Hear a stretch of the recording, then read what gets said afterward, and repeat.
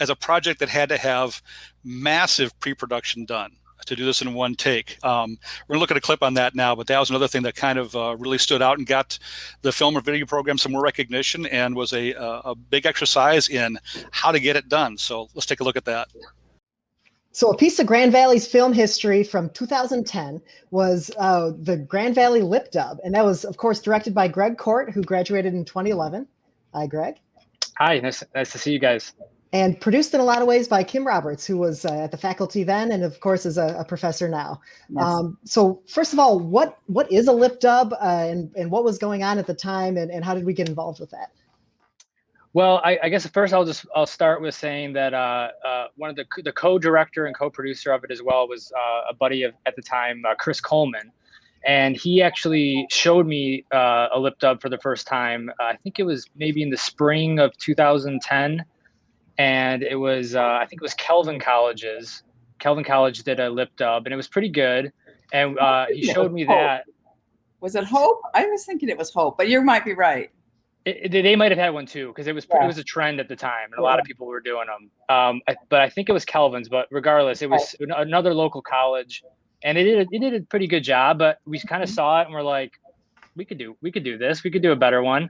And I think we got the ball rolling that end of that school year in the spring, and we kind of planted the seed at some point in Kim's head, and she was fully supportive of our crazy ambitious ideas. And over the course of that summer, we started lining things up. We got permission from the president at the time, President T. Haas, and we just started lining up the logistics for a fall shoot. I think we shot it early October or late September of 2010. Yeah, the idea with the lip dub is, and I'll let Greg talk more about this, but it really had to be one shot, one continuous shot, could not be edited visually. The video could not be edited, but the audio could be. So you could dub in some audio, but you had to lip sync it in one shot. Yep. That was the challenge and the fun of it. And it's kind of funny from looking at it from today, because it's kind of a predecessor to like all this TikTok stuff. I mean, those are essentially glorified lip dub videos, you know. But they were fun though, and I think what we tried to do with Grand Valley's was, and we can talk about how we started to come up with some of the things, but you know, the longer the better, right? The more impressive is how long you can do it without cutting. And what song was that, and how did you end up picking that song to represent, you know, the whole school? I think we were watching Freaks and Geeks, the show, the Judd Apatow show, Freaks and Geeks. I think it's the first episode or one of the early episodes. They go to like the prom or the homecoming, and they dance to "Come Sail Away," and it's a really funny scene. But anyways, I think that was kind of the inspiration. Like, oh my God, this song's kind of perfect. It's long. It's you know, everyone kind of knows it. It's easy to sing. It'd be easy for performers to get the lyrics quickly. And then the whole, you know, sailing and Lakers, and, you know, it just fit Grand Valley so well. So once we kind of heard that song and it popped in our heads, it just made sense. And all of this like logistics and production all ended up paying off. This became national news.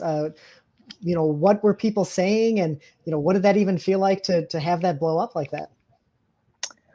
Well, it was crazy. I do remember we had a little, we were up late getting the video ready, and then and me and Chris's naiveness, we just went ahead and posted the video without getting it approved by Kim and everyone else that probably needed to see it. And I remember we posted it and we went to sleep, and I woke up to like a million messages of people saying it looked awesome, but Kim was also like, we got to take this down. We got to, because we didn't have any, I don't think we had a thank you credits. We didn't put on it at the time. So we ended up having to take it down originally and re-put some credits on there as we should have.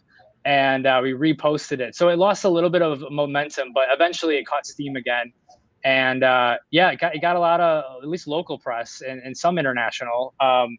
And it was crazy. It was like people were impressed by it. I think we had a couple of little interviews about it. And I ultimately ended up getting a job offer over it. So I'll take it.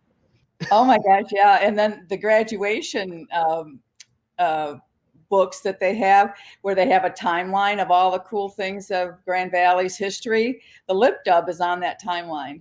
Oh, cool. That's Yeah. really sweet. Mm-hmm. So still having an effect today, and certainly part of Grand Valley history. So thanks for talking about this. Yeah, thank you, Randy. Yeah, appreciate the little mini reunion. It's good to see you guys.